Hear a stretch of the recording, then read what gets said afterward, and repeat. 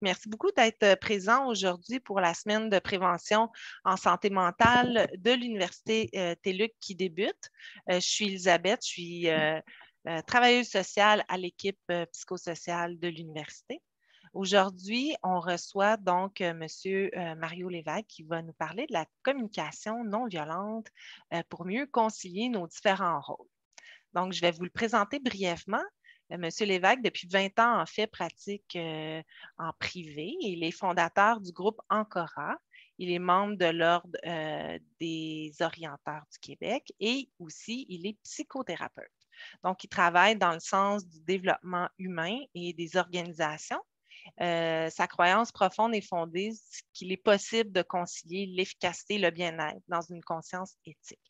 Donc, merci infiniment d'être présent avec nous, M. Lévesque. Avant de vous donner la parole, juste des petites consignes. Si vous avez des questions ou des commentaires, vous pouvez les adresser dans le Q&A tout en bas de votre écran. Et à la fin, nous aurons un 5-10 minutes pour répondre à vos questions. Donc, à vous la parole. Merci beaucoup d'être présent. Oui, bonjour. Donc, je vais partager mon écran. Ce ne sera pas long. OK.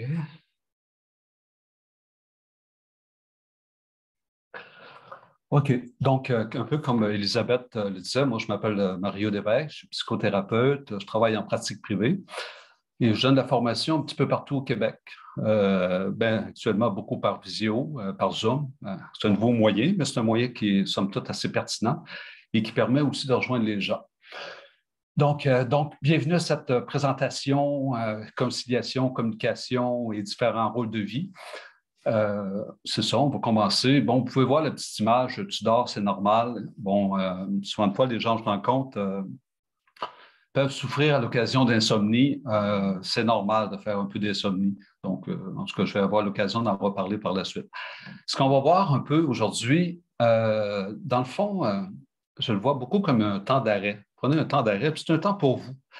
Puis essayez de voir dans ce temps d'arrêt-là, d'en faire une petite réflexion et peut-être une grande réflexion, mais pour une petite action. Je crois beaucoup, moi, au PPPP, c'est-à-dire les plus petits pas possibles amènent de grands changements.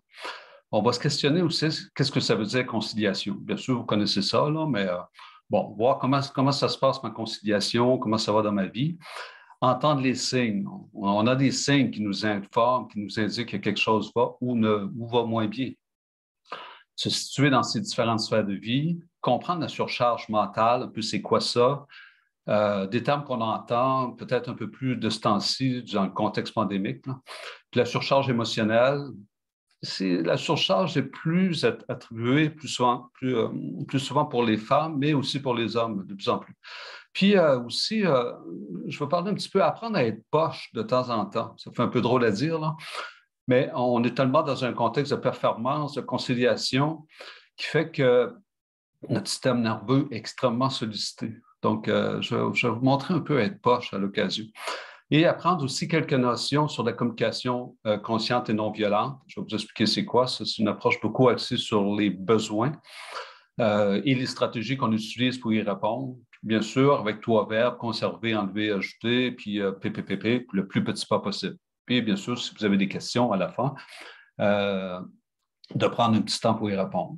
Bon, je ne veux pas non plus aller trop vite parce qu'on a 50 minutes, 1 heure, fait que je ne veux pas non plus tout garocher ça, là, rendre ça indigeste, quoi.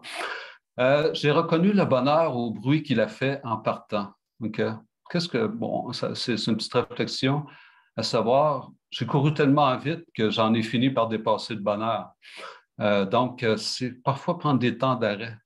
Souvent de fois, on dit dans l'adage populaire, l'oisiveté est la mère de tous les vices. Ben moi, je trouve que l'oisiveté, elle est essentielle dans notre vie. Prendre le temps de tisane, prendre le temps de caresser un chat, ça prend des moments d'oisiveté dans ce temps de turbulence où ça va vite. Tu sais. Donc, c'est important de prendre soin d'avoir des temps d'arrêt pour se ressourcer.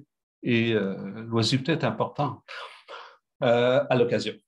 Bon, j'aimerais que vous répondiez sur une feuille. Non, c'est pas dans le chat. Tantôt, je vais avoir quelques petites questions que vous allez avoir à répondre simplement. Bon, votre énergie sur 10, okay? Elle se situe comment? 10, je suis au top.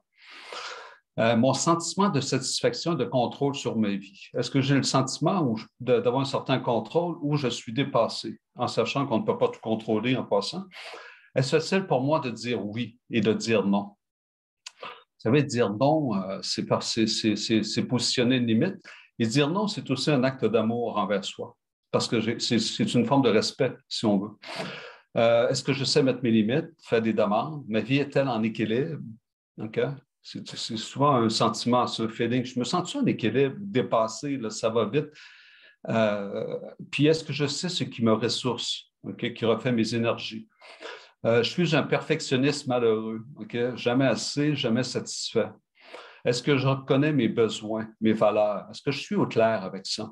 Est-ce que je sais ce qui fait du sens à ma vie? Et comme vous pouvez voir en bas à droite, la grenouille qui ne savait pas qu'elle était cuite, ça, c'est une petite histoire. La présentation va vous être remise. J'aimerais ça que vous alliez voir sur Internet, c'est quoi cette histoire-là? C'est une histoire extrêmement importante. Donc, la grenouille qui ne savait pas qu'elle était cuite. Je ne vous la raconte pas, mais vous irez voir.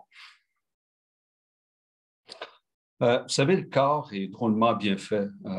Moi, dans les gens que je rencontre, il y a souvent des gens qui sont en épuisement professionnel, parfois en dépression. Mais il y a des signes physiques qui m'informent qu'il se passe de quoi. Ça peut être des maux de tête, le vertige, des maux de dos, maux de ventre, etc. Et n'essayez pas de faire baisser vos signes trop vite. Essayez de voir d'abord c'est quoi le message. Le cœur représente aussi les émotions, l'irritabilité, la nervosité, en fait, tout ce qui est un peu de l'ordre plus émotif, là. Des fois, c'est de la tristesse, de la peine. Et bien sûr, au niveau du cerveau, l'épuisement amène manque de concentration, manque d'attention, un éparpillement qui fait qu'on a des signes. Donc, c'est merveilleux. Souvent, une fois, les gens me demandent, écoute, on se tutoie dans le bureau, écoute, Mario, comment je vais faire pour ne pas retomber? C'est comme, on a appris quelque chose ensemble. Sois attentif à tes signes. Ça va t'informer qu'il se passe de quoi. Vous savez, à un moment donné, ça va tellement vite qu'on oublie d'être attentif et qui fait que les signes augmentent, en fait. Donc, c'est la sagesse du corps, si je peux dire. Concilier. Ça veut dire quoi, concilier? Bon, ça vient du mot latin, faisons intelligents, qui veut dire unir des différentes parties, okay, ensemble. Mais avec ça, il y a un mot négocier. Ça m'amène à négocier d'une certaine manière entre ces différentes sphères et parfois à négocier avec mon environnement, avec mes exigences, mes attentes, mais aussi la famille. Parce que toute décision prise, elle a un impact. Donc, ça m'amène à concilier pour préserver un équilibre. C'est sûr que j'en aurais long à dire là-dessus, parce que la conciliation, c'est aussi en lien avec les tiers de vie. C'est pas la même chose quand je commence un travail ou que les enfants arrivent et lorsque j'arrive à la retraite. Mais c'est une autre histoire. Donc, concilier, ça veut dire ça. Trouver cette tentative de tendre vers l'équilibre. On n'est jamais en équilibre parfait, mais devenons peut-être de bons équilibristes, si je peux dire, dans un mouvement. Donc, la vie bouge. Et c'est des tentatives de rapprochement et de tendre vers. C'est jamais un absolu, ça, si je peux dire. C'est sûr que, vous savez, vous êtes des étudiants de TELUC, étudiantes, et il y arrive souvent, pour subvenir aux besoins de la famille, que le travail s'y mêle. Parfois, il y a des enfants. C'est du sport. Donc, de là arrive concilier, déléguer, demander, refuser, donner, recevoir. Il y a une conjugaison à faire avec plusieurs verbes. Et je vais vous dire quelque chose qui n'est rien de nouveau pour vous. Il va toujours manquer de temps. Ça, il faut en ce qui est demandé et le temps disponible, entre les besoins que j'ai et le temps, il va manquer de temps. Et voilà, c'est comme... et le temps, par contre, est démocratique, c'est-à-dire il est le même pour tous. Donc, ça va être moi, comment je vais établir mon rapport à ce temps? Qu'est-ce que je vais faire avec? Quelle place que je vais y mettre aussi pour du qualitatif? Vous savez, il y a de l'espace, puis il y a du temps. L'espace, c'est plus le qualitatif. Comment je prends soin des relations, comment je me connecte avec ce qui fait sens à ma vie et comment je me donne aussi des temps de qualité. Okay? Et de réfléchir, qu'est-ce qui donne du sens à ma vie, des valeurs, on parle de valeurs, on parle de besoins, qu'est-ce que je suis porteur de quoi? Okay? Et ça mène à faire des choix, parce qu'on ne peut pas tout faire, mais on peut prioriser. Et, et aussi, il arrive que des gens sont beaucoup plus exigeants. Il y a des perfectionnistes, des fois, c'est jamais assez, qui ne trouvent pas de satisfaction, on va dire, dans ce qu'ils font.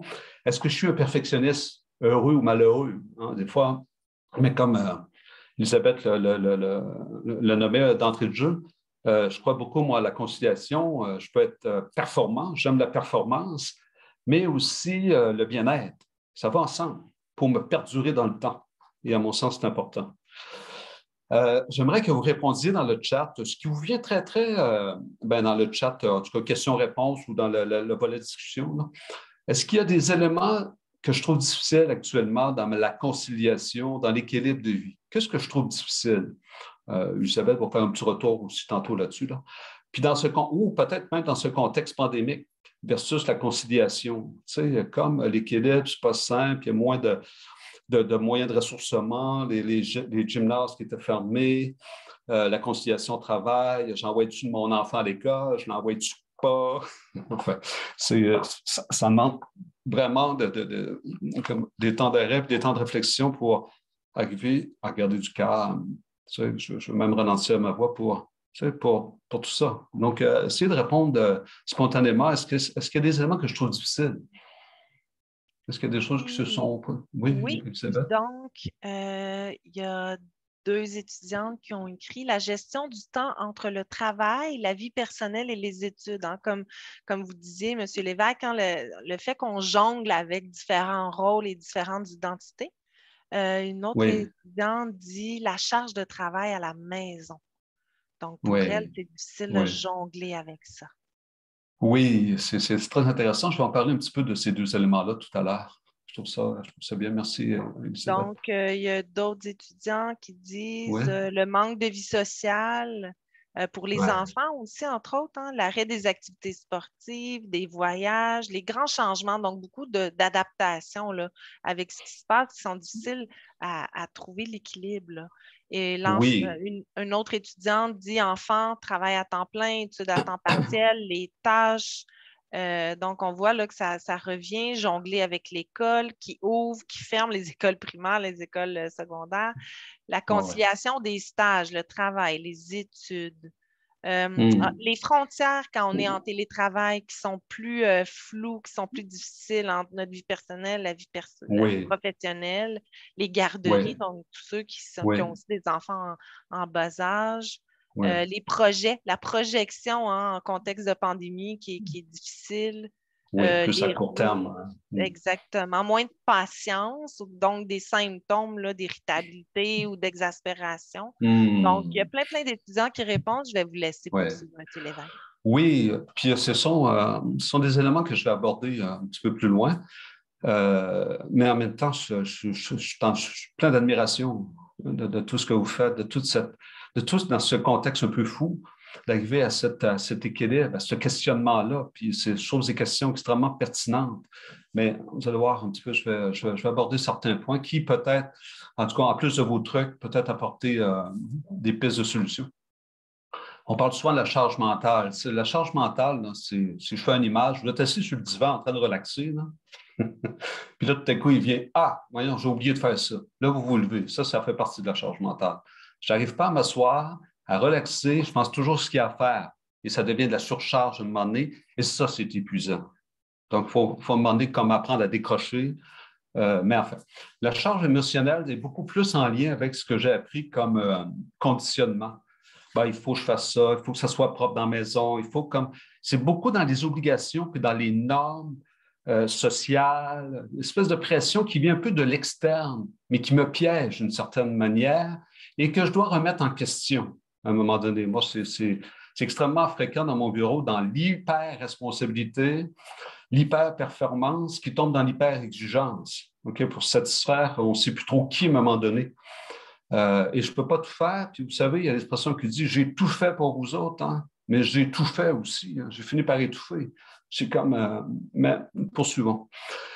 C'est sûr que le contexte actuel, dans un contexte pandémique, puis à l'émission Découverte, il y a eu une émission, à un moment donné, c'était le cerveau de la solitude. L'isolement social affecte les mêmes zones, on va dire, que le jeûne. C'est surprenant, hein? Et ça a un impact. C'est pour ça que chez les adolescents, les jeunes, retournez là à l'école, ils ont besoin de cet équilibre-là, mais même les adultes. C'est pour ça qu'il y a tous les systèmes comme Visio, FaceTime ou qu'importe. Gardez contact, s'il vous plaît. C'est extrêmement important de maintenir des liens. Vous savez, la barrière principale qui nous aide à traverser la vie, chose surprenante, c'est mon réseau proche. Donc, comment je vais le maintenir? Moi, mes enfants ils sont à Montréal, ça fait qu'ils ont été en confinement. Après une bonne braille, ben écoute, on s'est mis à jaser sur FaceTime et tous les moyens qui sont avantageux d'une certaine manière. Mais ce que ça amène, cette fatigue pandémique, et j'en parlerai pas trop longtemps parce qu'on entend tellement parler qu'on en devient saturé, là. Ça amène une fatigue physique, l'usure. Ça, c'est la grenouille qui ne savait pas qu'elle était cuite. Non? Vous allez aller lire cette petite histoire. Ça peut amener une perte d'intérêt, de démotivation. Je n'ai pas le goût. Bien sûr, le moral baisse. Et ça amène peut-être des choix différents ou des choix, des fois, mauvaises décisions à cause que je suis fatigué, c'est moins clair à l'intérieur de moi. Bien sûr, ça amène un isolement social qui peut amener un repli sur soi, puis apprendre à vivre de cette manière-là. Des difficultés de concentration, sommeil, une tension familiale, irritabilité, ça amène aussi des tensions dans le couple. Puis cette espèce de besoin de retrouver sa vie d'avant. Alors, on peut laisser tomber des gestes barrières, les règles, la tension monte, quoi. Et dans tout ça, de faire attention de la surcharge d'informations qui devient de la désinformation, puis on ne sait plus où se garocher la tête. Une seule source d'information est suffisante, puis une fois par jour et pas plus. Sinon, on devient saturé et d'entendre tout le temps cette inquiétude-là, ce que ça amène sur le travail, ça a un impact sur soi et on vit le stress comme si on y était, même si on n'y est pas. Donc, Sonia Lupien, spécialiste au niveau du stress, fait des études à ce niveau-là, puis elle s'est rendue compte que les gens qui écoutent la radio en continu, actuellement, vivent du stress comme s'il y était. Attends, il faut décrocher, il faut avoir de l'information, de la bonne information, mais pas en continu. Ça devient absurde. Ça ne sert à rien. C'est comme... OK, poursuivons. Bon, là, ce que vous voyez, bien sûr, comme tout le monde voit, comme je vois, c'est un point noir. Le point noir, ça représente un tracas. Un tracas, ce qui attire mon attention. Okay? Mais il vient un temps que si je porte juste mon attention là-dessus, il finit par m'envahir, prendre toute la place, et je finis par oublier, écoute, je suis capable de marcher encore, j'ai juste à me lever debout, je tourne ça, hey, il y a de l'eau qui coule. C'est magique. Il y en a qui font des kilomètres pour avoir de l'eau. Ce qui fait que je finis par oublier qu'il y a des choses aussi autour qui vont bien. Il y a comme, tiens, je t'inscris à TELUC, tiens, j'ai un cours qui peut donner peut-être du sens à ma vie, qui peut m'aider à améliorer ma vie. Je ne sais pas, dans vos décisions. Bien sûr, le point noir, il faut s'en occuper, mais il ne faut pas qu'il prenne toute la place. Je pourrais vous raconter des histoires là-dessus, mais le temps étant limité, il est une denrée aussi, alors je vais essayer de bien l'utiliser, comme on dit. Bon, en plus de ce qui est proposé dans cette présentation, pour ce fameux point noir-là, il est important, à mon sens, c'est à vous de voir aussi qu'est-ce que vous voulez en faire, maintenir vos liens, c'est important, et en parler. Restez pas tout seul avec ce qui se passe. Il faut se déposer, il faut se raconter, mais il ne faut pas nécessairement se déverser. C'est une autre histoire. Parce que ne pas en parler, ça accumule, et ça emmène beaucoup d'insomnie. Se fixer des objectifs à très court terme, actuellement. Okay? Ne pas se projeter trop loin, parce qu'on risque d'être déçu. Ça ouvre pas, je peux aller là. Okay? Il y a tellement d'impondérables. C'est correct pour l'instant. Comme ça, j'ai plus de risque de vivre des satisfactions. Et là, ce qui est écrit en noir, planifier, organiser, déléguer. Prenez un petit temps d'arrêt pour planifier. La fin de semaine ou qu'importe le temps, un peu comment j'organise ma semaine. Ça donne un sentiment de contrôle sur des choses et non de subir des choses. Organiser, déléguer. Vous savez, quand on a une famille, on délègue. Moi, je disais tout le temps à ma conjointe et moi, mes enfants, je ne suis pas votre bonne de service, mais vous n'êtes pas mes esclaves non plus, si on veut. Qu'est-ce qu'on va faire ensemble? Et si est-ce qu'on est d'accord, on s'entraide. Un petit conseil de famille qui a eu lieu à un moment donné, parce que le garçon avait dit, moi, je ne fais plus rien ici. Alors, vous savez ce que c'est. Donc, conseil de famille pour dire, est-ce qu'on s'entend sur des valeurs et des besoins? Oui, ici, on s'entraide. On est une famille. Donc, comment est-ce qu'on va faire pour s'entraider? Est-ce qu'on est d'accord là-dessus? Oui, bon, ben voici ce qu'il y a à faire. Qui veut faire quoi? Donc, c'est un engagement volontaire parce que pète et répète, vous savez ce que c'est. Bon, apprendre à se faire plaisir. Faites-vous des plaisirs, un bon déjeuner, aller à l'extérieur, bouquiner. Donnez-vous de ces temps-là aussi. C'est du temps qualitatif et le temps qualitatif n'est pas de même ordre que le quantitatif. Redonne énormément d'énergie et de satisfaction. Donc, de les utiliser. Aussi, bien sûr, de s'entourer aussi d'éléments d'une certaine manière positifs, des lectures, du coaching, aller consulter, parler, prendre des trucs pour gérer son anxiété, son stress, enfin, c'est un peu ça. OK, donc l'idée, c'est de savoir comment prendre soin de ses besoins. Okay? Est-ce que j'écoute les signes? Mon cœur, est-ce que je les connais? Parfois, prendre la posture du comme si, une sorte d'études qui ont été faites à ce niveau-là, faire comme si. Si je suis déprimé, je me porte de même. Hein. La tête baisse, c'est quelque chose qui. Mais si je me sens bien, reprenez une posture digne, aide aussi à l'énergie à recirculer dans son corps. Ça va avoir aussi une séance prochainement sur l'automassage, tous ces éléments-là et d'autres trucs qu'il va vous partager. C'est extrêmement important. C'est comment prendre soin de son corps. Vous savez, c'est notre véhicule.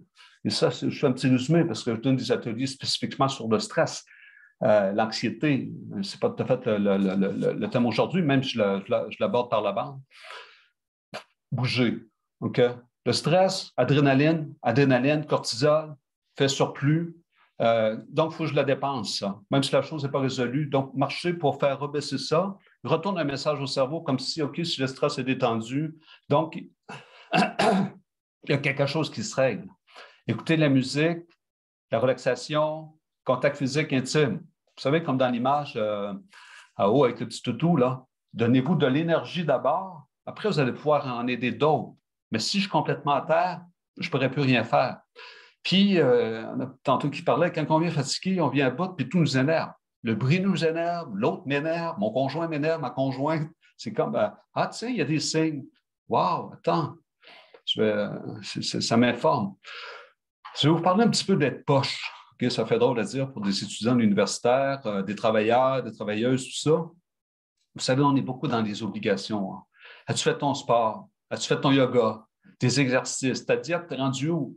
As-tu étudié? Là? As-tu assez étudié? Est-ce que j'ai assez dormi? Nos attentes comme parents, comme travailleurs. Est-ce que je me fous la paix des fois? Ou bien je suis dans une exigence et de performance de l'image, est-ce que je me laisse parfois aller à ne pas être bon? Juste une idée d'être bon, ça, c'est un concept très social. Une activité non pas parce qu'il faut que je fasse mon sport, mais juste pour le plaisir. Mettre le cerveau hors champ.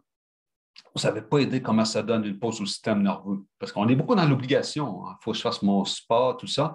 Mais de temps en temps, j'encourage ça à faire du sport. Je fais ça à l'extérieur, je suis cardio plein air, là, et c'est essentiel pour moi. Mais des fois, apprendre à nous foutre la paix, de l'exigence.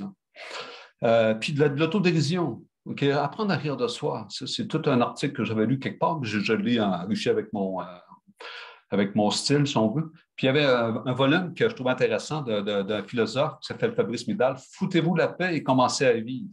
Des petites vidéos là-dessus. Là. Si vous avez le lien il parle en 5 minutes, qu'est-ce que ça veut dire se foutre la paix et commencer à vivre?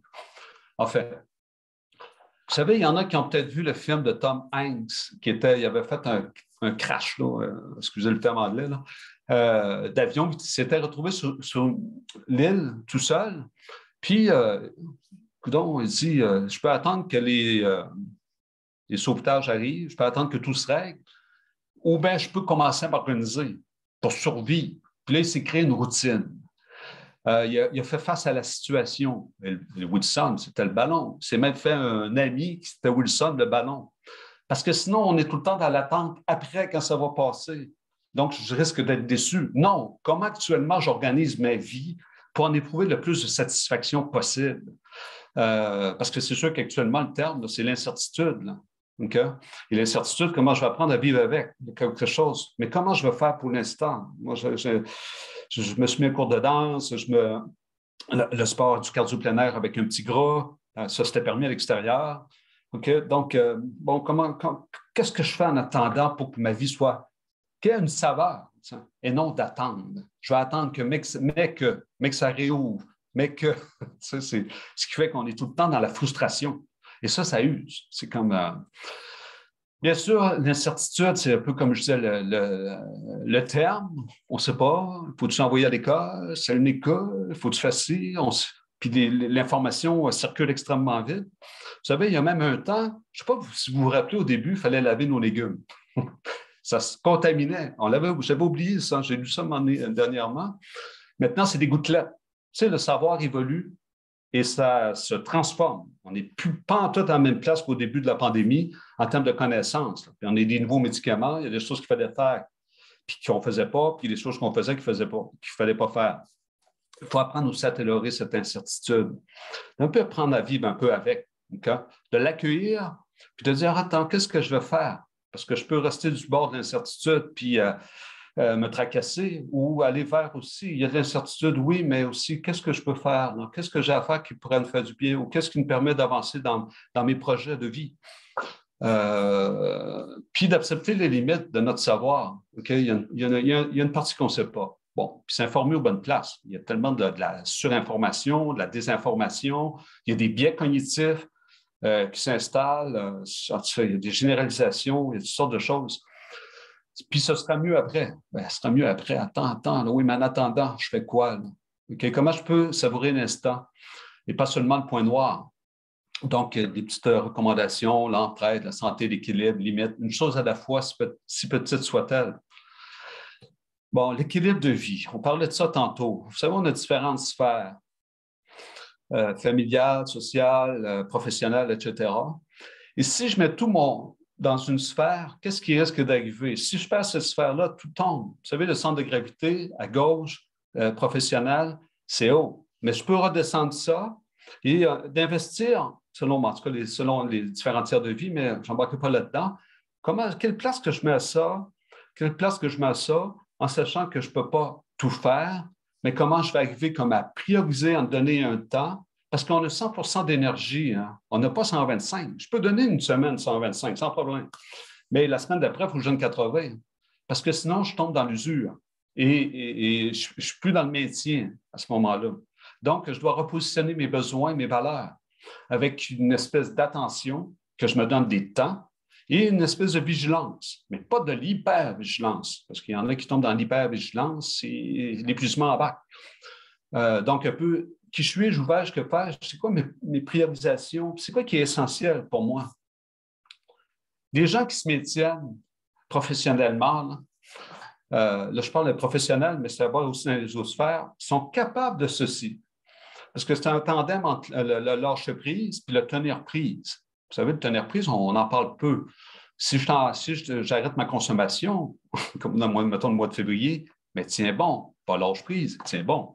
Donc, c'est un tandem entre le lâcher-prise, si j'en ai trop, je vis trop de stress, qu'est-ce que je vais laisser un peu, qu'est-ce que je vais réorganiser? OK, c'est quoi mes stratégies à ce niveau-là? Puis dans le tenir-prise, parce que je ne veux pas non plus tomber obsolète, je veux rester performant. Où je vais m'investir prioritaire, en termes de priorité. Donc, je vais être stratégique dans mes actions pour arriver dans ce tenir-prise et lâcher-prise. Mais si vous êtes dans l'épuisement, qu'est-ce que je vais faire pour réorganiser un peu certaines choses? Sur quoi je fais un peu lâcher-prise? OK, ce comité-là, ce conseil d'administration-là, non, pour l'instant, je m'excuse, gang, je me préserve, je décide de. Okay? Et ça prend, il y a des actions et du mieux qu'on peut. Okay? Des fois, ça nous échappe. Mais en même temps, c'est comment je peux dire, les signes m'informent. Je peux en tenir compte ou pas. Okay? Et souvent de fois aussi, le mental est extrêmement épuisant, hein, quelque part. On peut s'épuiser, être tout seul dans mon bureau. Je peux m'épuiser aussi et je ne faute rien parce que c'est le stress sur lequel je peux agir. Mais je vais y revenir un petit peu plus loin. C'est sûr, le télétravail. Ça, on est beaucoup à bon, c'est un mode actuel et ses avantages et ses inconvénients. Vous savez, son environnement de travail, là, moi, en tout cas, il y a un médecin avec qui je parlais, bon, qui a besoin de soutien à son tour. Il dit, écoute, J'ai 2 petits-enfants à la maison. Mon ordinateur est sur la table là-bas. Quand j'ai un petit peu de temps, je m'en vais là. Mais là, je suis frustré, je passe plus de temps avec mes enfants, mais je vois tout le temps mon ordinateur. Et tu dis, écoute, ce que je vais faire ce soir, là? Mon ordinateur, je le mets dans une autre pièce. Et quand j'étais avec mes enfants, j'étais avec mes enfants. Parce que là, il se rendait compte qu'il était frustré partout. Il disait, attends, on ne peut pas tout faire et tout faire en même temps. Okay? Donc, comment je vais mettre ces frontières-là et comment je vais l'établir et je vais prendre une décision ferme. Attends, là, quand c'est fini, c'est fini. Parce que c'est tellement tentant de retourner, je vais en faire un autre petit bout, qui fait qu'à un moment donné, ça devient envahissant, puis on devient hyper connecté. C'est comme... puis voir, comment je faisais, je suis en famille, puis je vois la vaisselle traîner toute ma journée dans mon environnement de travail, parce que des fois, c'est à la table de cuisine. Ça peut être un petit peu emmerdant, ça. Donc, qu'est-ce qu'on peut faire ensemble? Écoute, on se parle, comment est-ce qu'on va se gérer ensemble? Ça, je vais me dire un petit peu sur la communication non violente tantôt et consciente, là. Pour prendre des décisions, parce que moi, je crois beaucoup un élément, retenez une chose aujourd'hui ou différentes choses, mais il y en a une qui je trouve importante, c'est le PPPP. Le plus petit pas possible amène de grands changements et donne un sentiment de pouvoir agir sur quelque chose. Sinon, j'ai l'impression de subir. Faites des petits pas. Je ne prenais jamais de marche, je prends des marches. Votre vie vient de changer. Je ne demandais pas, j'ai appris à demander à mon gars à la maison, mon adolescent. J'ai dit, écoute, la vaisselle, un soir sur 2, est-ce que tu peux la faire parce que là, je t'ai épuisé. Attends, est-ce que tu entends? Je t'ai épuisé parce que je veux continuer à être avec vous, puis je ne veux pas tomber malade. Il faut que l'autre sente un peu de malaise, sinon il ne se passe rien. Il va se passer quelque chose une semaine. Sinon, une semaine après, ça va te répéter encore. Prendre soin de son réseau, s'approprier son espace de bureau et y mettre une frontière. Faites ça. C'est extrêmement important, sinon ça devient de l'envahissement. Et de l'envahissement, vous l'emmenez dans la nuit. Okay? Tu dors? Non, c'est normal. Mais ça, à la longue, pas dormir, c'est pas normal. Okay? Et comment je vais prendre soin de ça? Puis de ne pas faire non plus une hantise du dormir. Parce que l'hantise du dormir, c'est comme j'en fais une obsession. C'est comme, hey, je ne dors pas, je regarde là, je vais être fatigué. Et là, ça nuit carrément. Est-ce qu'il y a un autre danger là-dedans, dans tout ce que vous avez nommé tantôt, là? Ce qui s'installe, c'est l'éparpillement. Et l'éparpillement, je suis très affairé, mais je suis complètement inefficace. Je fais tout, mais en fin de compte, je ne fais rien. Et ça, c'est extrêmement épuisant. Le cerveau n'est pas capable de faire deux choses.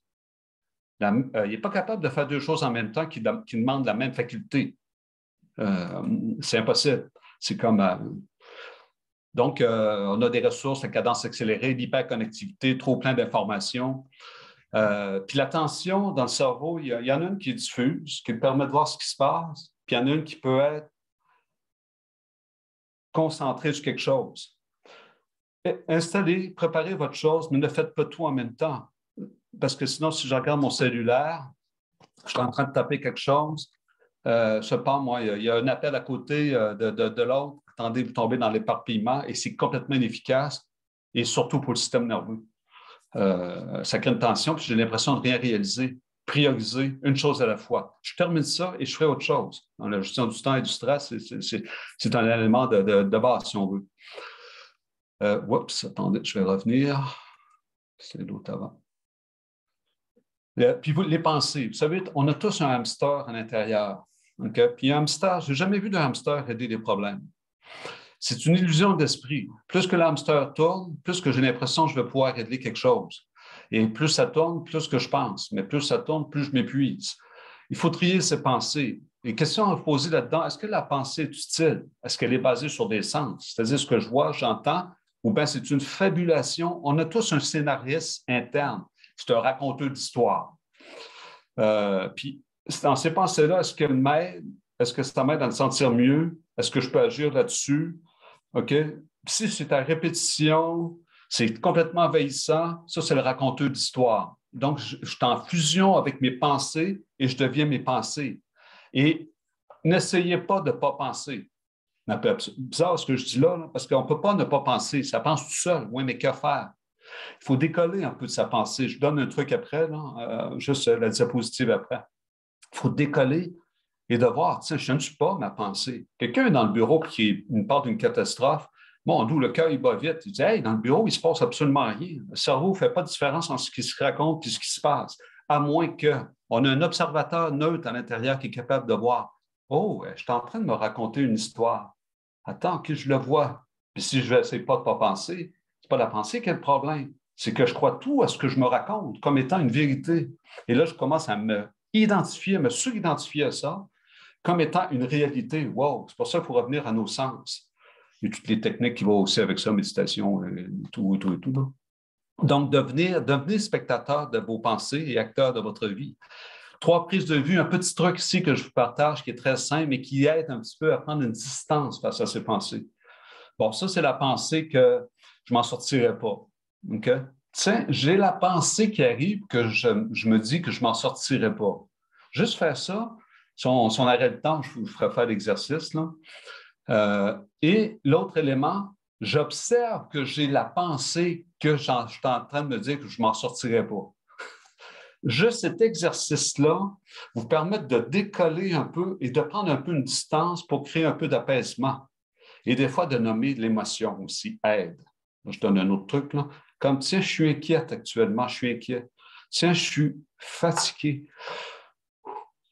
OK, d'accord, ça permet de ralentir et ça permet d'être entendu, que j'arrive à m'entendre, puis de trouver après ça peut-être une stratégie. Attends, je vais prendre un petit temps là, juste pour me recentrer. Puis vous avez à droite ce qui vous stresse, ce qui peut arriver, puis ce qui arrive vraiment. Là. Vous savez, c'est un peu ça des fois. Là. Je veux dire, comme l'adage qui dit, moi, il m'est arrivé des choses terribles dans la vie, dont quelques-unes se sont réellement passées. Il arrive des fois des choses merdiques dans la vie, je le sais, c'est vrai, on le sait tous. Mais plus souvent qu'autrement, c'est l'histoire que je me suis racontée. Et un autre truc ici qui peut être intéressant pour la gestion du stress, si vous êtes dans un débordement, OK, faites juste 5 choses que je vois. Ça permet de déconnecter du tourbillon. 4 choses que je peux toucher, 3 choses, puis etc. Okay? Ça permet de revenir dans le moment présent. Okay? C'est un entraînement. Sinon, on installe la lutte. Voyons, lâche, arrête de penser à ça. Une sorte de stratégie qu'on essaie, mais qui ne marche pas. Très rare, en fait. La cohérence cardiaque, il y en a qui connaissent ça. Il y a une application qui s'appelle, que vous pouvez aller chercher sur l'iPhone, Samsung et compagnie, dans les apps. Ça s'appelle Respire Relax. Il s'écrit de même. Allez lire un petit peu là-dessus et pratiquer cette technique-là de respiration. Parce que la respiration, ça respire tout seul, mais je peux gérer ma respiration. Quand je suis stressé, je respire d'ici. Quand je suis détendu, comme un bébé, ça respire du ventre. Okay? Et le ventre, ce que ça fait, ça masque là, le muscle vagal qui, lui, crée de la détente et embarque un autre système qui s'appelle le parasympathique. Et si la respiration est détendue, ça retourne un message au cerveau. Écoute, ça ne se peut pas que je sois stressé si je respire de même. Donc, ça crée de la détente. 2-3 minutes, 2-3 fois par jour, ça peut changer beaucoup de choses. Okay? Puis il y a toutes aussi les techniques de méditation, pleine conscience, et en tout cas ces éléments-là aussi. Là. Donc, ça, vous pouvez aller voir ça, le respire relax. Essayez-le juste une fois, vous allez voir, puis il explique un peu comment faire. Il y a beaucoup d'études là-dessus, là, si on veut. Là. Bon, il y a deux moments dans la journée qui sont importants à mon sens. Bien, tout est important dans la journée, là. Mais comment je pars ma journée et comment je la termine? Vous savez, il y en a qui prennent le douche le matin, là. Puis si vous lisez ce qui est là, ça nous fait sourire. Il se peut que la réunion, vous soyez déjà au travail, mais il se peut aussi que toute la réunion entière est avec vous dans votre douche. Là. Dis, attends un petit peu, je suis dans la douche. Je peux-tu revenir? 1000 fois, vous partez dans des choses, mais 1000 fois, revenez. Revenez dans le moment présent. Je prends ma douche. Je peux-tu prendre un temps? Ces petits moments clés-là, faire ça qu'à la fin de la journée, je suis capable de faire un autre chiffre, si on veut, quand j'ai des enfants, tout ça, je veux dire. C'est exigeant tout ça. Là. C'est comme, c'est pas simple. Parce que moi, des fois, il y a des parents que je rencontre, ils disent, hey, là, il y en a qui disent, M. Lévesque ou Marion, ils disent, là, vous allez m'expliquer comment est-ce que les autres font, parce que nous autres, on n'y arrive pas, là. Là, je dis, attends, on va prendre ça pas à pas, si on veut. Là. Donc, le matin, quand vous vous réveillez, là, est-ce que vous prenez le temps de prendre un café? Bien, vous êtes déjà à la course. Levez-vous un petit peu avant. Vous allez voir comment ça sauve d'énergie. Est-ce que je prends le temps de déjeuner aussi avec les gens qui sont autour de moi? Je ne dis pas de le temps de tellement d'étirer le temps, mais quand je suis là. Puis le soir, c'est un peu la même chose. Est-ce que comment je peux dire, j'ai pu boucler ma journée? Est-ce que j'ai pu la fermer, si on veut? OK. Écrire dans le chat aussi, dans l'élément de discussion, quel est votre meilleur moyen pour poursuivre votre vie, qui aide, qui vous donne du sens, comment je veux dire, qui sont vos valeurs principales, qui c'est quoi aussi, puis à quoi je dis merci? Donc, à quoi je dis merci dans ma vie? Ben, je dis merci, j'ai 3 repas par jour. Wow, c'est extraordinaire. À quoi aussi? Ben, somme toute, je suis en santé actuellement. À quoi je peux dire merci? Juste prendre un petit temps pour vous arrêter, vous savez, comme le point noir de ce qui ne va pas, mais aussi à quoi je peux donner du sens. Ça me propulse en avant. Ça me donne une raison d'être dans mon quotidien et ça me redonne de l'énergie, si on veut. Et ça, il faut le tenir. C'est mon besoin, c'est mes valeurs. Et ça, il faut le tenir fort. Oui, Oui, Elisabeth? donc, il y a des étudiants qui indiquent ma famille unie, écrire dans mon Oui. journal de gratitude. Wow. Je suis bénie parce que j'ai une belle santé, une famille, Mm. euh, Mm. les enfants, merci à mes enfants, le fait qu'ils soient en santé. Euh, Wow. Mon meilleur moyen de poursuivre ma vie semble être mon avenir. Est-ce que c'est Oui, mal? Il y a une question. c'est Avoir de du l'espoir. plaisir, Oui, la OK. santé, c'est ça. Il y a une autre étudiante justement qui marque exactement garder espoir et persévérer. Je remercie les gens qui sont présents dans ma vie. Wow. Merci beaucoup, Elisabeth. Ben, ces éléments-là, mettez-les à votre conscience. OK? Et des fois, quand il n'y en a pas tellement, rappelez-vous aussi des souvenirs qui ont été agréables. Aussi redonnent de l'énergie. Puis, est-ce que c'est mal de penser à l'avenir? Ben non. C'est comme, moi, que quelqu'un sort de mon bureau, il y a de l'espoir. Ça va aller, on va prendre les moyens qu'il faut, on va mettre des choses en place, il y a quelque chose mais aussi sans oublier mon quotidien. Dans ce moment présent, dans cette journée, qu'est-ce qui était le fun? Qu'est-ce qui était beau? C'est-tu l'arbre que j'ai vu quand je me suis promené dans la rue? Je ne sais pas, mais c'est-tu la rencontre que j'ai faite? C'est-tu le travail que je viens de remettre que j'en suis satisfait? Vous savez, ces petits moments-là aussi, c'est des gratitudes, ça. C'est comme le journal de gratitude, c'est un très bon moyen. C'est comme le devoir aussi, puis de ce qui donne du sens. Et ce qui donne du sens, la priorité numéro 1, à clarifier, c'est quoi mes valeurs? C'est quoi mes valeurs de vie? Et après ça, c'est quoi mes besoins dans plus mon quotidien? Et là, on tombe un petit peu dans la communication consciente et non violente. OK? Tout ce que l'on voit chez une personne, là, on arrive tranquillement à la fin, là. Tout ce qu'on voit chez une personne, c'est sa manifestation de ses comportements, de ce qu'elle dit, mais tout ce qu'elle fait, c'est une tentative de répondre à ses besoins. Et ça fait partie de l'intérieur. C'est l'intérieur du iceberg, c'est ses émotions et ses besoins, si on veut. Cette approche-là, elle repose sur, on a tous les mêmes besoins des êtres humains. On a toutes les mêmes émotions. Peut-être pas nécessairement en même temps, la même intensité. Ce qui différencie, ça va être la stratégie que je vais mettre en place pour y répondre. Il y en a pour se détendre, prennent 12 bières. Ils sont détendus, mais sauf qu'on sait ce qui peut arriver. Chez tous les êtres humains, les besoins sont bons. Et tout ce qu'une personne dit, fait, parle toujours d'elle, ne parle jamais de vous. Okay? C'est comme pas simple à saisir tout ça parce qu'on est souvent en colère contre quelqu'un, on a de la peine, on dit comme tu voudrais que. Non, ce qui est responsable, c'est que mon besoin est comblé ou pas. Okay? Et tout ce que l'on fait toujours, comme je disais tantôt, c'est cette tentative-là de répondre à ses besoins. Les émotions, c'est le gauge. Gauge, c'est le mot anglais, là, mais c'est mon signal de mon tableau de bord qui se passe de quoi. Et ça passe par le corps, c'est le ressenti. Comment je me sens actuellement? Je pourrais dire, comment vous sentez-vous? Et après ça m'informe. C'est un clignotant qui m'indique quelque chose, qui m'indique mon besoin est-il comblé ou pas. OK? Donc, les émotions de base, peur, peine, joie, colère, dégoût, étonnement, les 6 émotions de base. Après ça, il y a toutes les nuances là-dedans. Là. OK? Mais il faut clarifier ça. Quand il se passe de quoi? C'est dans votre corps, ça m'informe. Ne faites pas taire ça tout de suite. Des fois, on prend toutes sortes de médicaments pour. Non, attends. Quelqu'un qui rentre dans le bureau qui est en dépression, je ne dis pas ça tout de suite en partant parce qu'elle va dire que je n'ai pas d'allure. Si voici le cadeau de votre vie. Ah oui, ben oui, vous vous êtes éloigné de vous, ça va être une occasion de revenir à la maison, de revenir. Mais qu'est-ce qui fait? Je me suis perdu de vue. Et la dépression a été le signal ultime qui dit ça ne marche plus, okay, si on veut. Et des fois, ça prend un soutien d'une médication, tout ça. Et l'émotion m'informe d'un besoin. Si vous ne savez pas ce qu'est votre besoin, connectez votre émotion. Un peu, j'ai quoi là? Oh, je suis découragé. Ben, j'ai besoin d'espoir, j'ai besoin de soutien. Essayez de voir. Faites toujours le lien entre les deux. Vous savez, on est beaucoup dans les obligations. Il faut. Il faut que je prenne soin de mes enfants. Il faut que je fasse mon ménage. Il faut que je remette ce... Qui fait que, vous savez, il y a un gars que je rencontre dans mon bureau, il dit, écoute, ma femme fait une dépression postpartum d'accouchement, puis majeure, elle est couchée, plus capable de se lever, médicamentée, puis lui, il est en arrêt de travail pour épuisement. Vous voyez un petit peu le meeting pot ensemble. Fait que il dit, puis là, le bébé pleure, puis je suis plus capable. Ben, j'ai dit, arrêtez de vous lever. Comment? Là, il est un peu surpris, j'ai attiré son attention. J'ai dit, ben oui, vous n'êtes pas. Mais pourquoi vous levez-vous? Ben, écoute, parce que s'il faut bien, je me lève, ma conjointe pas. Non, mais ça n'a pas de bon sens, vous êtes tellement fatigué. Mais pourquoi vous levez-vous? Comment il s'appelle votre petit gars, donc? On va l'appeler Jérémy, tiens. Il s'appelle Jérémy. Parle-moi un petit peu de Jérémy. Mais pourquoi vous levez-vous? Ben, c'est moi le père.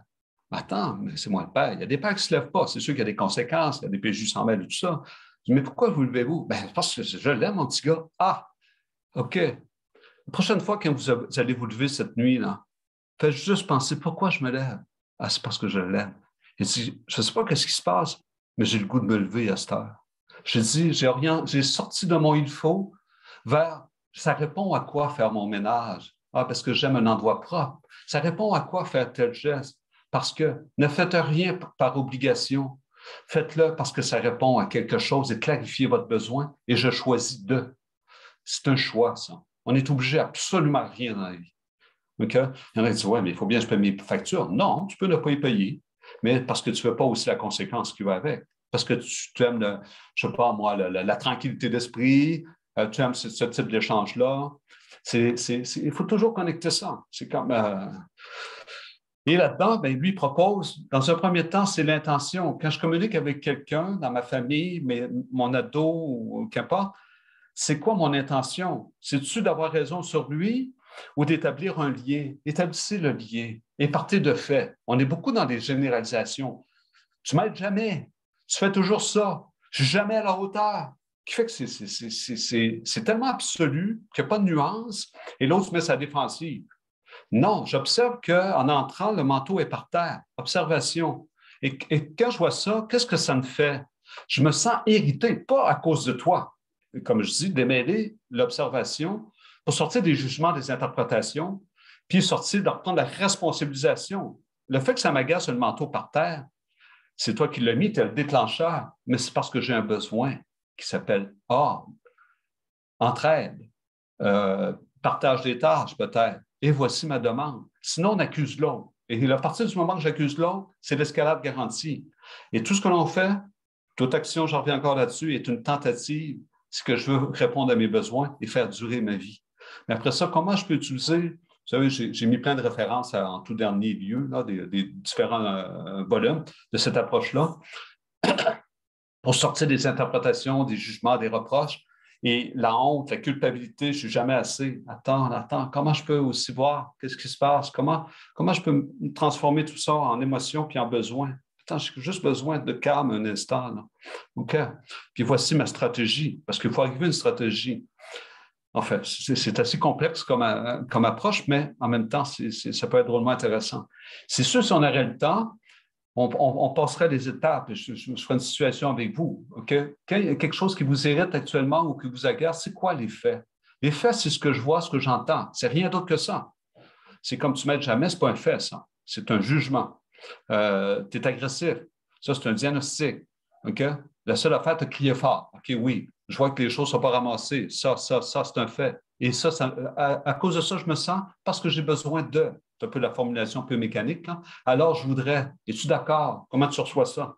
OK, un peu des étapes simples. Mais à expérimenter, vous allez voir comment ça marche. Les autres sont un peu surpris les premières fois, mais en même temps, ça fait bouger quelque chose. Là, on arrive comme vraiment à la limite. La limite, on parle de limite, mais à la fin, c'est mettez vos limites aussi. Quand je mets une limite, ce n'est pas contre quelqu'un, c'est pour moi, parce que j'ai besoin d'eux. Mais des fois, on n'ose pas parce qu'on a peur du conflit. On ne se sent pas le droit de faire une demande. Je vais m'en occuper, ça va être plus facile. Je banalise ou je nie un petit peu cette frontière-là chez moi qui aussi a besoin d'exister, qui a besoin aussi de trouver son énergie, si on veut. Vous prendrez le temps, la conférence, vous allez l'avoir en main. Et là-dedans, il y a 3 verbes qui font la différence. Donc, si on veut, qu'est-ce que je conserve qui est bon pour moi actuellement dans ma vie?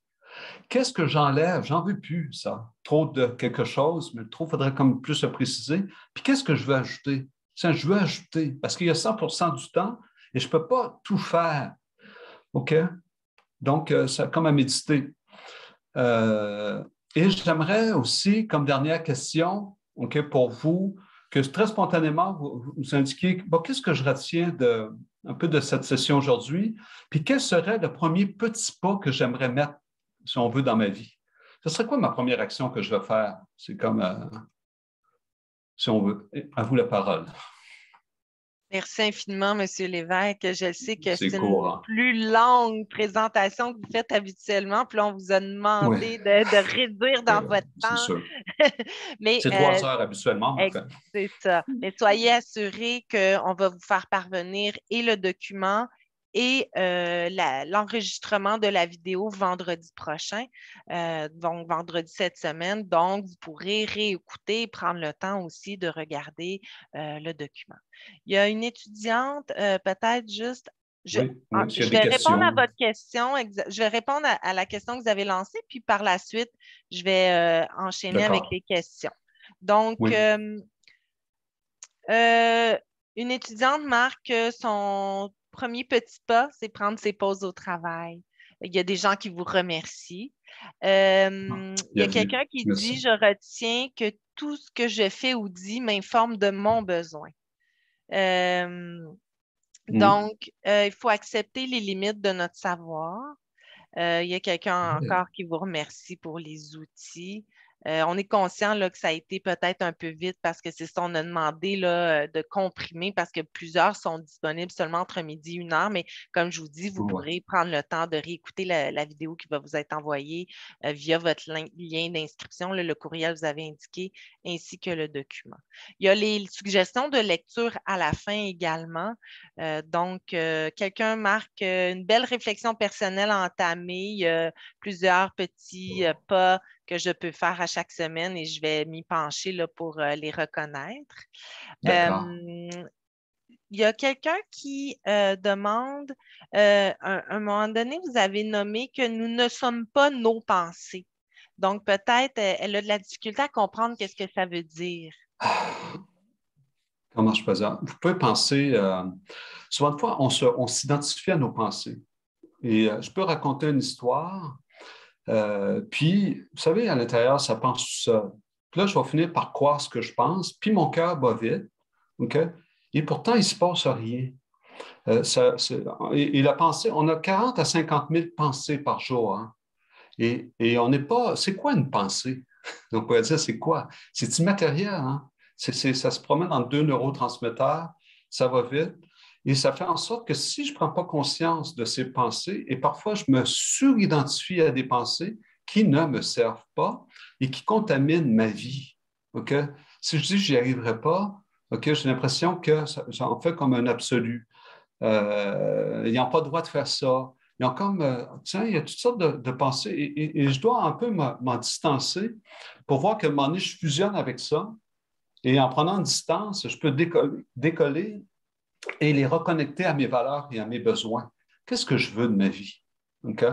Parce que sinon, vous savez, comme le docteur, je ne me rappelle plus, il avait écrit un volume, Le Pensouillard, le hamster. C'est Vous Serge savez, Marquis. ouais, Serge Serge Marquis, Marquis. ouais, oui, effectivement.